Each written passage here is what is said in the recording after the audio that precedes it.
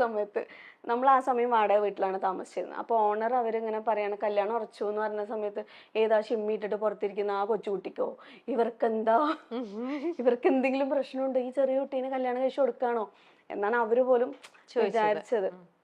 എന്നിട്ട് അത്ത എങ്ങനെയാന്ന് വെച്ചാൽ പെട്ടെന്നൊരു കാര്യം തീരുമാനിച്ചു കഴിഞ്ഞാൽ ആളെ ഇങ്ങനെ ആരോ അന്വേഷിച്ചു എന്ന് പറഞ്ഞു. നോക്കിയ സമയത്ത് ആള് സ്മോക്കൊന്നും ചെയ്യൂല.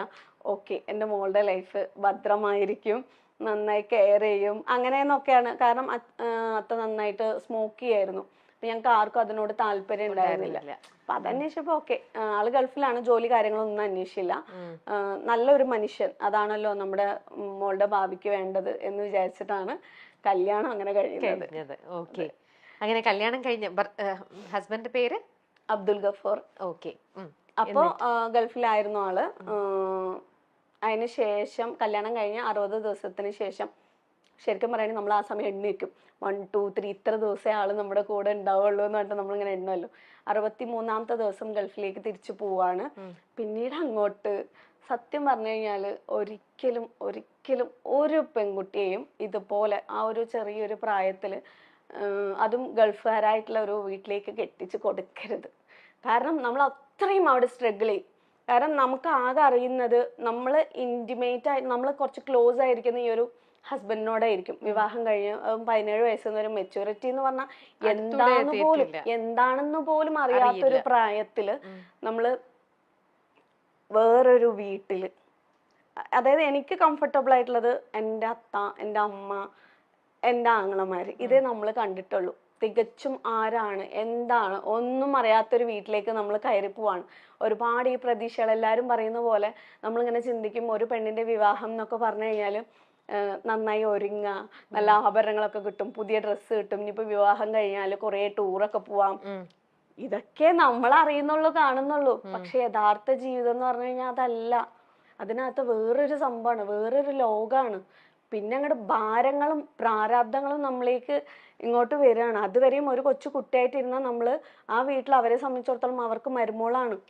പിന്നെ നമ്മുടെ ഹസ്ബൻഡിന്റെ ഏജ് എന്താണോ ആ ഏജാണ് നമ്മളെ അവര് കാണുന്നത്. പക്ഷെ നമുക്കതറിയില്ലല്ലോ. ചിലരൊക്കെ വന്നിട്ട് നമ്മളെക്കാളും വലിയ ആൾക്കാരൊക്കെ വന്നിട്ട് അമ്മായി, ആന്റി എന്നൊക്കെ വിളിക്കുമ്പോൾ ഞാൻ ആദ്യമായിട്ട് അങ്ങനത്തെ വിളികൾ കേൾക്കല്ലേ. പക്ഷെ അതൊന്നും നമുക്കൊരു പ്രോബ്ലം ആയിരുന്നില്ല. ഈ ഹസ്ബൻഡ് വിട്ടു പോകുമ്പോ ആ വീട്ടില് നമ്മള് അവസ്ഥപ്പെടുന്ന ഒരു ഒറ്റപ്പെടലുണ്ട് ഈ ഭൂമിയില്. അത് ഈ വഴിയിലൂടെ കടന്നുപോയ പെൺകുട്ടികൾക്ക് മാത്രമേ മനസ്സിലാവുള്ളൂ. അല്ലാത്തവർക്ക് ജസ്റ്റ് സ്റ്റോറി, എന്താ ഇപ്പൊ ഇവള് എന്തൊക്കെയാ പറയണെന്നുള്ളത് തോന്നാം. പക്ഷെ ഞാൻ പിന്നെ അങ്ങോട്ട് അല്ലാതെ ഒരു മാനസികമായിട്ടും ഒറ്റപ്പെടല് അതായത് എന്റെ വീട്ടിലിരിക്കുന്ന ഒരു ഇതല്ലല്ലോ.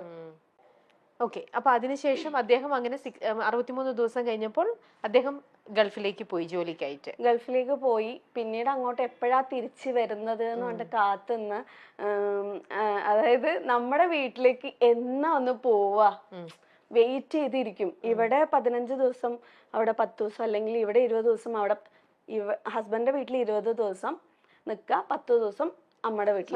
ആ 20 ദിവസം ആവാൻ വേണ്ടിട്ട് ഓരോ ദിവസം ഇങ്ങനെ 1 2 3 എത്ര തന്നെ ഹസ്ബൻഡിന്റെ വീട്ടിൽ സുഖമുണ്ടോ ഇല്ലേ, ഇവിടെ ഞാൻ വേറൊന്നും പറയുന്നില്ല, സുഖമുണ്ടോ ഇല്ലേ, നമ്മുടെ വീടിന്റെ ആ ഒരു സ്വാതന്ത്ര്യമോ സമാധാനമോ ഒരിക്കലും നമുക്ക് നമ്മൾ ജനിച്ചു വളർന്ന നമ്മുടെ അച്ഛനമ്മ, നമ്മുടെ ലോകം, അവിടെ നമുക്ക് കിട്ടുന്ന ഒരു കംഫർട്ട് സോൺ എന്ന് പറയുന്നത് പ്രത്യേകിച്ചും ഈ ഒരു പ്രായത്തില്, മറിച്ച് വേറൊരു വീട്ടിലേക്ക് എങ്ങനെ കല്യാണം ഞാൻ എടുത്തൊരു തീരുമാനമുണ്ട്. എനിക്ക് ഫസ്റ്റ് പെൺകുട്ടി ജനിച്ചപ്പോ അവളുടെ വിവാഹത്തിനെ പറ്റിയിട്ട് ഞാൻ അടുത്ത കാലത്തൊന്നും ചിന്തിക്കൂല. ഞാൻ പറയും ഒരു പരിധി വരെ നീ എനിക്കിപ്പോ കെട്ടണം എന്ന് പറഞ്ഞു വന്നാലും ഞാൻ വിടൂല. നീ സ്വാതന്ത്ര്യത്തോടെ ജീവിക്കാം. മോളെ എപ്പോ കല്യാണം കഴിപ്പിക്കണം എന്നാണ് ഞങ്ങൾ ഇന്നലെ ഫുള്ള് അതായിരുന്നു ചർച്ച. ഞങ്ങളുടെ അതായത് ചെക്കൻ മാത്രം സെറ്റ് ആയിട്ടില്ല, കല്യാണത്തിന്റെ എല്ലാ ചർച്ചകളും ഗുലാബി, മെഹന്തി എല്ലാം സെറ്റ് ആയി. എത്ര വയസ്സായി? ആകെ 16 ആയിട്ടുള്ളൂ. അപ്പൊ ഞാൻ പറഞ്ഞു ഇതൊക്കെ നമുക്ക് ചർച്ച ചെയ്യാം, കേൾക്കാനൊക്കെ നല്ല സുഖമാണ്, പക്ഷെ 24 വയസ്സായിട്ട് നമുക്ക് മതി. അത്രയും മതി. അത്രയും കാലം നീ സ്വാതന്ത്ര്യത്തോടെ ആരെയും പേടിക്കാതെ, ആരെങ്കിലും എന്നെ എന്തെങ്കിലും പറയോ അല്ലെ എന്നെ എന്തെങ്കിലും ചെയ്യോ, ഞാൻ ചെയ്യുന്നത് ശരിയാണോ, ഞാൻ ചെയ്തത് തെറ്റാണോ, അല്ലെങ്കിൽ എനിക്കൊരു ഗുഡ് സർട്ടിഫിക്കറ്റ്, മരുമോള് നല്ല മരുമോളാണ് എന്നുള്ള പേര് കിട്ടാൻ വേണ്ടിയിട്ട് സ്വന്തം എന്താ പറയാ സ്വാതന്ത്ര്യം കളഞ്ഞിട്ട് ജീവിക്കാത്ത ഒരു അവസ്ഥ എനിക്ക് നിനക്ക് തരണം എന്ന് യാതൊരു നിർബന്ധവും ഇല്ല. സ്വാതന്ത്ര്യത്തോടെ ജീവിക്കും ഉം. അതുവരെ. ഈ കിട്ടാം ഒരു പരീക്ഷണമാണ് വിവാഹം. ഭർത്താവ് എന്ന് പറഞ്ഞാലും ഒരു പരീക്ഷണം. എല്ലാം നമ്മുടെ തലവരെയാണ് അല്ലേ? ശരിക്കും നമുക്ക് യോജിച്ച ഒരാളെ കിട്ടുമോ ഇല്ലയോ, അത് ലവ് മാരേജ് എത്രയോ എണ്ണം നമ്മൾ ഫെയിലിയർ ആയിട്ട് കാണുന്നു, അറേഞ്ച്ഡ് മാരേജും അതുപോലെ തന്നെ. എന്നാൽ ഇതിലൊക്കെ തന്നെ നല്ലതുമുണ്ട്. ഇതെല്ലാം ദൈവം നമുക്ക് വിധിച്ചിരിക്കുന്നത് നല്ലത് അനുഭവിക്കാനുള്ള യോഗമാണെങ്കിൽ നല്ല രീതിയിലേക്ക് വരും. അപ്പൊ ഞാൻ പറയാം അതൊരു പരീക്ഷണമാണ്. അപ്പൊ അതുവരെയും നിനക്ക് ബേസിക് ആയിട്ട് വേണ്ട കാര്യങ്ങള് നേടിയെടുക്കുക. കാരണം നമ്മുടെ കയ്യിൽ അത്രയും സ്ട്രോങ് ആയിട്ടുള്ള ഒരു സംഭവം ഉണ്ടെങ്കിൽ പിന്നെ ഞാൻ അനുഭവിച്ച അത്രയും കാര്യങ്ങള് സ്ട്രഗിൾ അനുഭവിക്കേണ്ടി വരില്ല. സോ അത്രയും ഫ്രീഡം ആയിട്ട് നടന്നോളൂ. അതിനുശേഷം നമുക്ക് ചിന്തിക്കാന്നുള്ളതാണ് എന്റെ ഒരു കോൺസെപ്റ്റ് എന്ന് പറഞ്ഞത്. പിന്നെ ആള് ഓക്കെ, അങ്ങനെ അദ്ദേഹം പോയി ഇങ്ങനെ 20 ദിവസം എണ്ണി കാത്തിരുന്ന് 10 ദിവസം അങ്ങനെ നിൽക്കുന്ന ഒരു അവസ്ഥ.